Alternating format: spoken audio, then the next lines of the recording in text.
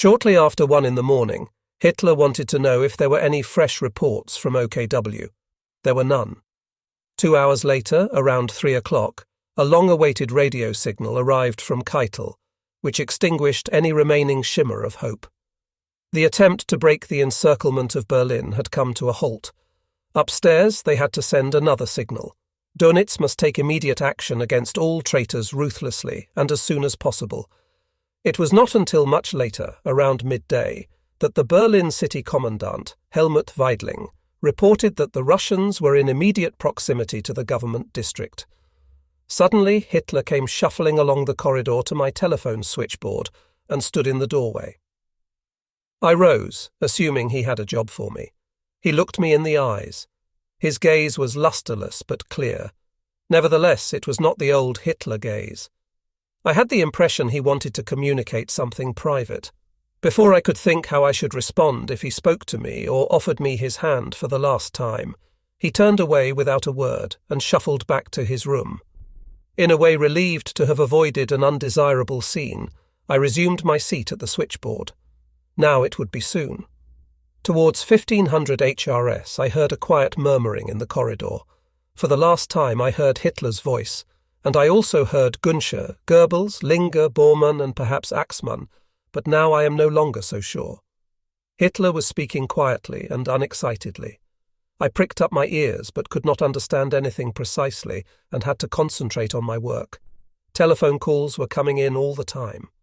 Now and again I stood up, went to the door, then turned back to take the next call.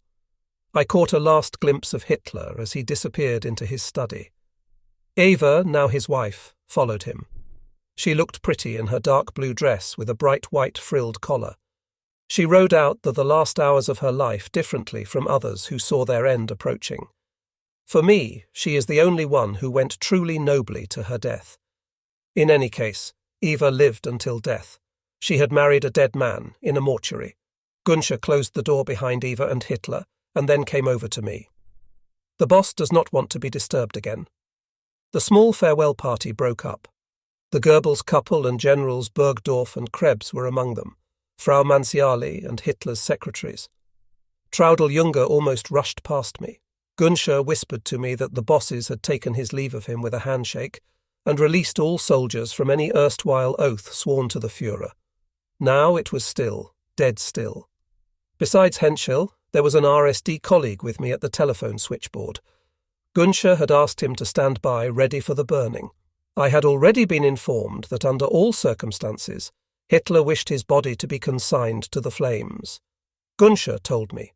The memory of Mussolini's body strung up for exhibition must have stayed with him.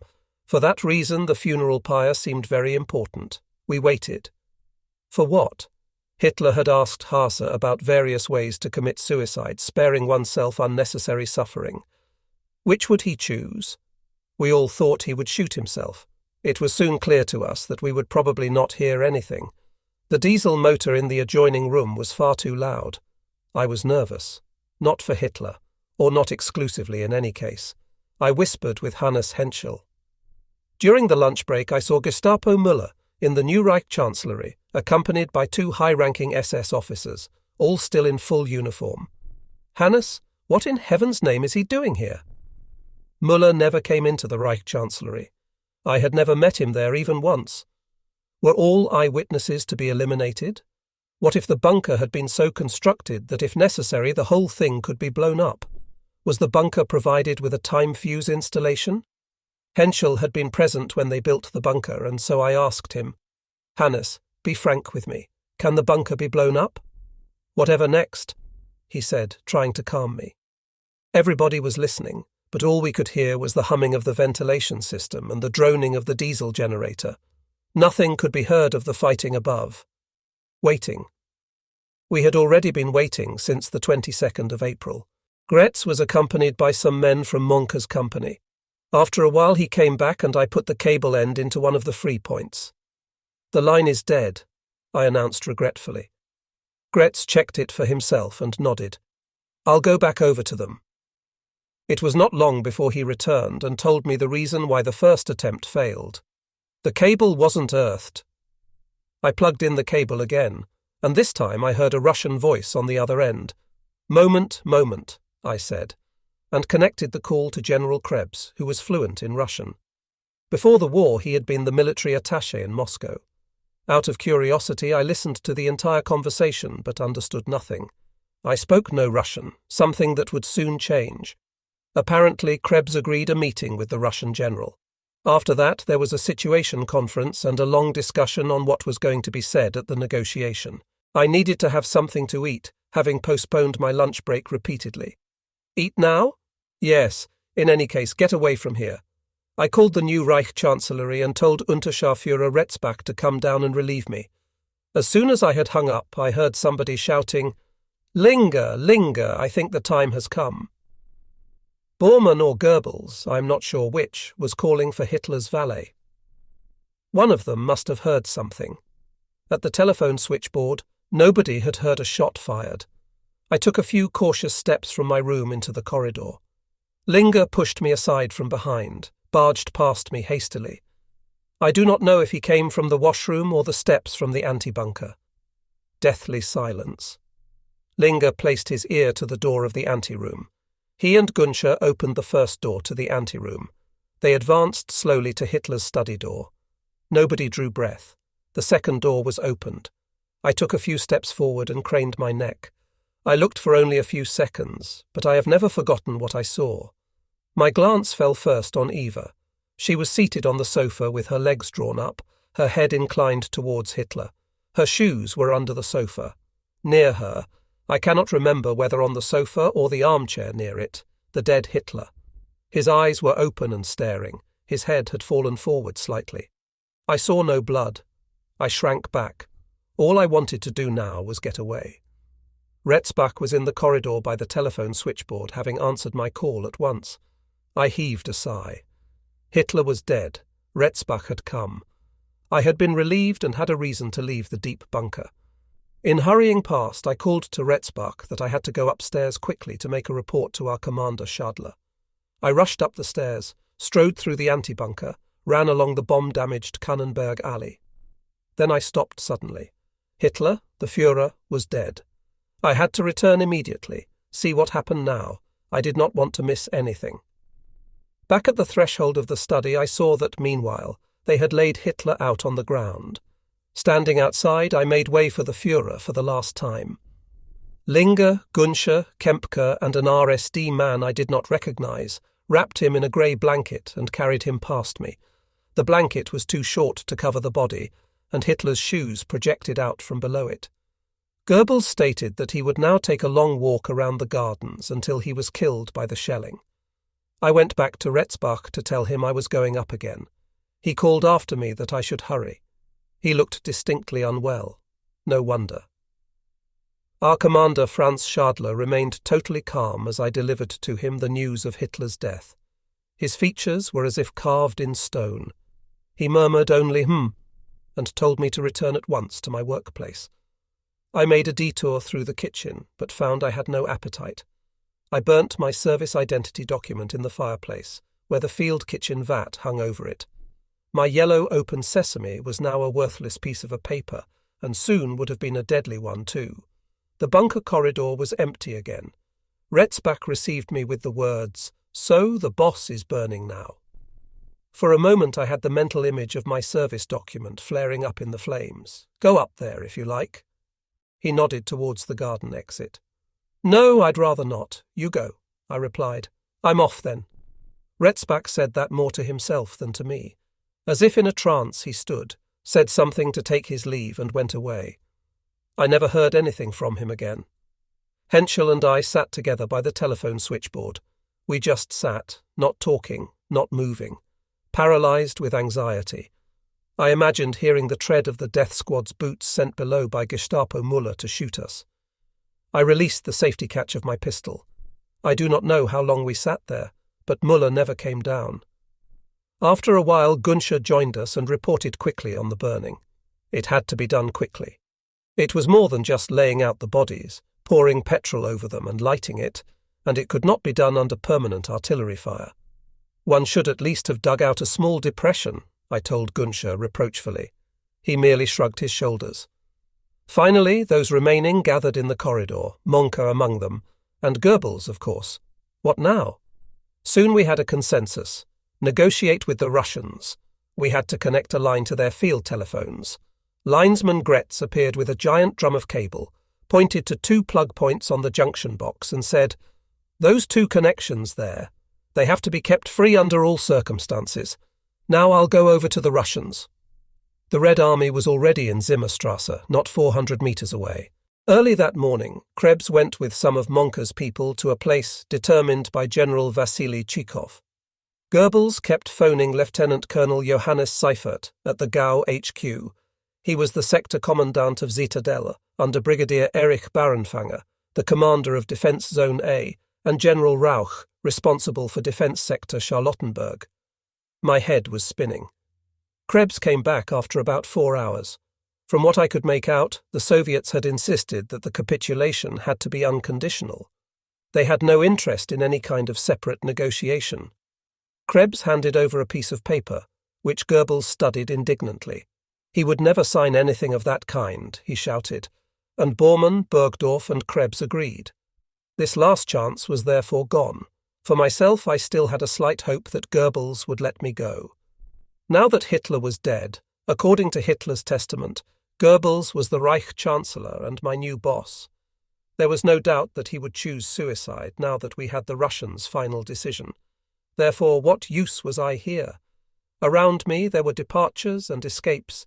It was not Goebbels, but Martin Bormann who approached me, however. "You stay here. You have still got things to do." From now on, all talk revolved around breaking out from the Reich Chancellery, which Monka was to arrange, but I was not to be included. Light, air, water, telephone and telegraphy, those responsible for these stay behind, Bormann made clear. I returned to my workplace. Things to do there certainly were. Bormann was right. The telephone calls continued to pour in. Towards 5 in the afternoon, Frau Goebbels appeared at the telephone switchboard with all 6 children from the antebunker below. She pushed the eldest girl on the only chair, lifted the small ones on the table.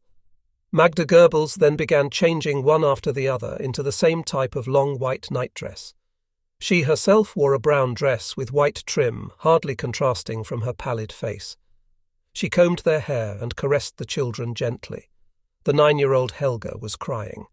Frau Goebbels spoke softly and seriously with the children, but was very tender with them. I sat with my back to her at my switchboard, heard her talking about Uncle Adolf as though he were still alive. I saw the children on the table out of the corner of my eye.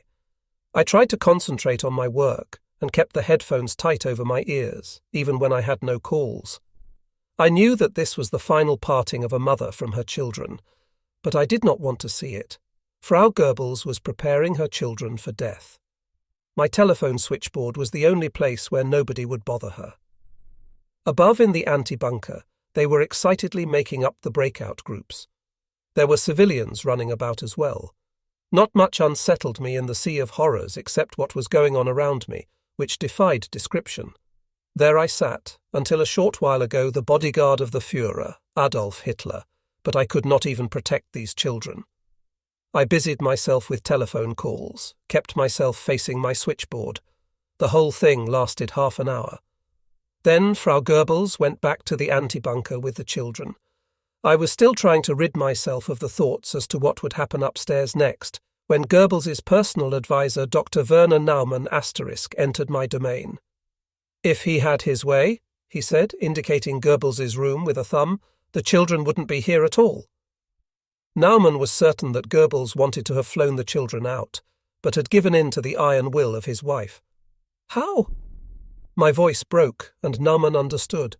"Dr. Stumpfegger is giving them some sweetened water." My chest tightened. I felt ill. My daughter, she was just 1 year old. Towards 1900, HRS Frau Goebbels returned alone from the antebunker. She was as pale as the harshly lit wall, her face frozen. Her eyes were red, but as she passed me in the lobby to Goebbels's room, I saw that she was not crying. Only when she sat herself at the table did her body begin to tremble lightly. I saw her spread out a hand of cards and put them in order. When I described this scene to my wife many years later, She explained that Magda Goebbels was playing patience. I did not know that game then. Dr. Goebbels arrived and looked at her without speaking. I had calls waiting for him but did not tell him. His children were dead. How can one murder one's children?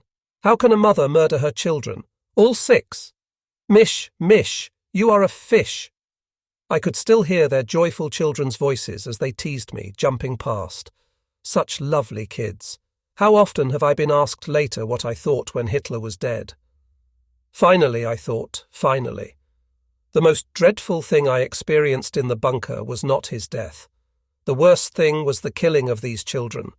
I know that I could have done nothing. Nobody could have dissuaded her from her decision. Not the secretaries, not Hannah Reich, not Eva, not even her husband. I came to terms with so much, but never with this. I have been on the receiving end of much ill will for saying that I consider Helga, Hilda, Helmut, Hedda, Holder and Heide Goebbels to have been victims of the Third Reich. I stand by it. Later in captivity I met RSD colleague Hans Hofbeck. He told me that the bodies of the children had been specially laid out. The Russians had rounded up some Berliners from the street and led them past the corpses. The Berlin citizens are then supposed to have thrown stones and spat upon the dead children. Why would they do that? Eventually Frau Goebbels rose and went upstairs, alone without her husband. That was the last time I saw her. A short while afterwards I connected a telephone call from Busse to Bergdorf and listened in. Only later did I discover that they were related by marriage. Busse said it looked bad. There would probably be nothing for it but to accept captivity. Bergdorf should greet his wife for him. A week before such a statement would have been dangerous. It must therefore finally be over. After this call I plucked up courage to approach Dr. Goebbels. Herr Reich Chancellor, you will certainly know that upstairs they are putting together the breakout groups. I request permission to be allowed to join them. Goebbels nodded. Yes, of course, but not yet. I shall let you know, Mish, when you can go. Now we were no more than a small company in the Führerbunker. Goebbels, Generals Bergdorf and Krebs, Henschel, Dr. Naumann and myself. Now and again we were joined by Goebbels's adjutant Günther Schwagermann, the valet Günther Ochs and Dr. Stumpfegger. Axmann, who had not been seen for some time recently, had meanwhile reappeared. His uniform was smeared with dirt. He had been reconnoitring escape routes, and apparently this had taken him through many cellar holes. Axmann offered to include me in his breakout group. I had still not been released from duty, however, and Axmann disappeared once more without speaking to me again. Actually, I was quite glad he did so, for there had been a rumour about doing the breakout with a panzer. I had little enthusiasm for the idea. If things went wrong, we were likely to be fried in it. The alternatives I was imagining did not promise to be any more pleasant, but forcing a way through the Russians in a panzer was not my thing. I was to rue this decision, for it was the first of a string of bad decisions which led me into the Soviet torture chambers. I kept looking nervously at Goebbels as he crept through the bunker rooms. Martin Bormann had come by one last time to take his leave of Goebbels and then of myself. He was wearing a hat, a long black leather coat, beneath it a paratrooper's camouflage smock. In his left hand was a briefcase. The right hand he extended to me. You are still needed. You will come afterwards. You know where. Weidendam Bridge. Ja, ja, I murmured. He left the bunker with Dr. Naumann and Dr. Stumpfegger. Goebbels followed them but turned back after a short while. Any calls for me, Mish? Ja, Herr Reich Chancellor. The Gau HQ, General Weidling, and a call from Oberstleutnant Seifert, I replied. Well, nothing much there, he said, and made a sign of refusal. I dared to speak to him again about the breakout groups. Again he comforted me. Over the next few hours I repeated my inquiry several times, each time feeling more worried. I could not leave without official permission from the Reich Chancellor. I was stuck with it. My backpack stood below my table. On one of my last visits to my service room I had grabbed it and filled it to the top with crisp bread, chocolate and a couple of packs of biscuits from the larder in the anti-bunker. If the time came when I had to look after myself, I wanted to be prepared. Once it finally fell quiet in the bunker, upstairs the breakout must already have begun. Generals Bergdorf and Krebs sat talking to each other in the central corridor. Bottles and glasses stood on the table. I picked up a few phrases here and there, but concentrated on my work.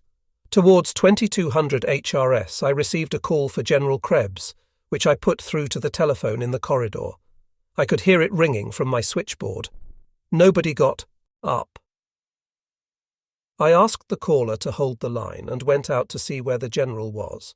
I had not seen him pass me to leave, and so he could not be far. When I came into the corridor, I saw that both of them, Krebs and Bergdorf, were still sitting in the cocktail chairs there. They seemed to be asleep, which I did not find unusual, because there was no distinction between day and night, and we were all constantly dead tired. One slept when the eyes fell shut from exhaustion. I tapped Krebs lightly on the shoulder to awaken him. "Herr General, you are wanted on the telephone." In mid-sentence I realized the situation. Krebs and Bergdorf were both dead. I was shocked out of my wits. I felt queasy. I had not heard a shot. They must have taken poison not 5 meters from me. Without checking further, I left in order to inform Goebbels.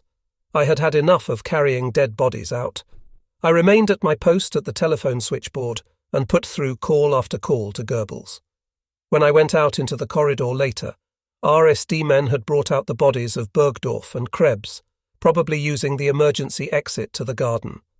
I had last seen Goebbels's adjutant Gunther Schwagermann and the valet Gunther Ochs shortly before the general's suicides, and even now there was no sign of them. I assumed they had joined one of Munker's breakout groups. Long after midnight, Goebbels gave me a sudden look as if he were seeing me for the first time. Perhaps the fact that he had to address his last words to a simple SS man of the erstwhile bodyguard humiliated him. The war is lost. Les jeux sont faits. We knew how to live, and now we have to know how to die. I do not need you any longer, Mish. Clear up here. Goebbels took a step towards me, looked steeply up at me again with that odd gaze. Then he gave me his hand, something he had never done before. His handshake was firm, his fingers cold. Without another word, he withdrew into his room. For a moment I felt relief. I thought no more of Goebbels or Hitler. I went back to the switchboard and plucked out all the plugs from the installation correctly, then with both hands tore free the cabling. Right, left, right, left. I could not do it fast enough. I did not overlook a single one, of that I am certain. A great cable salad piled up on the switchboard table. I was not conscious of the symbolic nature of this my last official act at the time, but with every cable I ripped free I felt a little freer myself. It was the end of my captivity in the Führerbunker. I was finally finished here. Now to get out. Chapter 16. Breakout and Capture. On the early morning of the 2nd of May 1945, the Reich Chancellor of the German Reich released me from duty almost exactly 5 years after I had entered the service of his predecessor. All my thoughts were for my family, to whom I now wanted to make my way. I hoped that perhaps I would be able to reach some of the breakout groups heading for General Rauch in the north of the city. I grabbed my backpack lying ready and went over to Henschel. "Hannes, we are cut off. We should go." Hannes wanted to stay behind to keep the military hospital supplied with fresh air and electric current. I took my leave of him. We exchanged duplicated letters for our wives to be delivered, should one of us not be able to return to his family. Much later, after my return from captivity, I asked Henschel what had happened after I left. "You were hardly gone 5 minutes than Goebbels was dead. 2 hours later the Russians surfaced. You may not believe it, but the first Russians into the Führerbunker were wenches." After that he went on to tell me that Goebbels had killed himself in his room in the bunker, his wife upstairs in the anti-bunker with her murdered children. Nobody wanted to chance dragging Goebbels's body up to the gardens, and so an attempt was made to burn them where they lay. Obviously this was doomed to failure, as there was not enough oxygen in the bunker to keep the bodies burning for hours. Others maintained that the Goebbels couple committed suicide in the gardens. Henschel's version seems the plausible one, for in some photos taken by the Russians there are considerable traces of fire in the bunker central corridor. Furthermore, some strips of material are visible on his body in a famous photo. His clothing, at least, would have been totally destroyed if the bodies had been immolated in the garden. From what I observed in my last hours in the Reich Chancellery, It did not appear to me that husband and wife wanted to die together. After taking his leave of me, Goebbels had withdrawn to his room in the Führerbunker, and Frau Goebbels had long since gone upstairs. I therefore consider it to have been more likely that they were separate when they died. I went through the antebunker to my service room. In indecision, I wavered between uniform or civilian dress. One thing was clear. I was not going to wear my immaculate service uniform while fleeing through the Russian lines. It was too elegant, and would have attracted attention, have betrayed the fact that despite my low rank, I must have had an important function. I chose my front uniform. This made me look a bit more like a warrior. Since entering Hitler's service, I did not have a steel helmet, and my only weapon was my Walther PP 7.65 mm, the same model used by Hitler to shoot himself. As regards the military situation at this time, I knew little. By my watch, it was 4 a.m. I descended once more to the cellars and ran through the bomb-damaged Kannenberg Alley, already flooded to a depth of 5 centimetres. Planks had been laid so that one could pass without getting one's feet wet. Through deserted floors, I headed for Schadler's service room in the cellars of the new Reich Chancellery in order to report myself off duty. "So here you are at last," he greeted me, apparently so relieved to see me or anybody at all that he addressed me with the familiar du instead of sire. I told him of my release by Goebbels. My commander had no reason to doubt my words. Everybody else was long gone. But quick now. Schadler indicated that I should follow him, and for the last time I went through the cellar labyrinth of the Reich Chancellery. He talked me through the route I had to go, first through the U-Bahn shafts towards Friedrichstrasse station, then over the Weidendammer bridge across the Spree River. The others wanted to join up with the troops of General Rauch there. I should also try to. Schadler had a leg injury and limped ahead of me through the endless corridors. Until a short while ago, everywhere had been full of civilians. Now gaping emptiness reigned. This seemed to me more eerie than the bunker atmosphere. Finally, we reached a cellar window of the Borsig Palace on the corner of Wilhelmstrasse and Vossstrasse. From there I could get out into the open and reach the nearby U-Bahn station on Wilhelmplatz by the most direct route. I gave Schadler a questioning look. He understood what I wanted to know and shook his head. "I cannot," and pointed at his injured leg. He must have decided some time previously not to accompany the groups. We took our leave of each other. My commander wished me all the best. Immediately after helping me out, he shot himself in the new chancellery. Pushing rubble aside, I climbed out through the cellar window leading into Wilhelmstrasse. I left the Borsig Palace on my stomach and moved into Wilhelmplatz. The morning of the 2nd of May 1945 was already dawning. Smoke rose everywhere from the rubble. A noticeable silence lay over the Platz. Only in the distance could I hear dull rumbling, occasionally a round being fired. Without cover, I ran the approximately 20 metres to the entrance of the Kaiserhof U-Bahn station. On the stairway leading down, I turned to look back. I felt that I needed this last look. I looked along Wilhelmstrasse, then along Vossstrasse, and finally up to the Reich Chancellery. The new Reich Chancellery had come in for a hammering. The caretaker's apartment was totally destroyed, but the facade of the Reich Chancellery still stood. I turned again and went down the steps into the U-Bahn station. While doing so, I had to keep stepping over dead bodies. Russians, Germans, dead everywhere. In the tunnel. The station was full of people, all civilians. The scene was indescribable. The wildest rumours were circulating about the things the Russians were said to be up to in the already occupied districts of the city. The strangest thing below was that 2 young men were playing loud, happy Hawaiian rhythms on guitars. I could not believe it. Berlin was going down, not with drums and trumpets, but with guitar music. It was something totally unreal. Through almost total darkness, I felt my way along the U-Bahn lines to Stadtmitte station, after which the line went north to Friedrichstrasse station. There I met Hitler's former valet Heinz Linger, the caretaker of the new Reich Chancellery Ziegner, then a senior official who had worked for Goebbels. I think his name was Bader, and a colleague from the SS bodyguard, Untersturmführer, junior lieutenant, Helmut Frick. I had known him since 1938, but he had not been with us long. One day he had asked me how he could join the bodyguard. I told him that I could not really help. He should apply to the commander or Adi Dir. I would soon discover why he wanted to join the bodyguard so urgently. The group around Linger had broken out of the Reich Chancellery hours before me. We would have liked to have crossed the Weidendam Bridge from the Friedrichstrasse U-Bahn station, but this was out of the question. The bridge was under permanent fire. Russian snipers took aim at everything that moved. On this side of it was a wrecked Tiger tank, in front of it a female secretary from Hitler's private chancellery, whom I recognized. She was dead. There were corpses everywhere. The fearsome hail of fire made any advance impossible. Weidendam Bridge was no longer an option. There was nothing else for it but to go back down into the U-Bahn tunnel, which we had just left. There we met 3 grenadiers also fleeing northwards and joined up with them. We now had to cross the Spree underground. On we went through Berlin's underworld, heading north. Linger, Frick, the others and I, pack on my back, forced ourselves through a tunnel hatch, which was open by about 50 centimetres. What if the hatches closed when being flooded?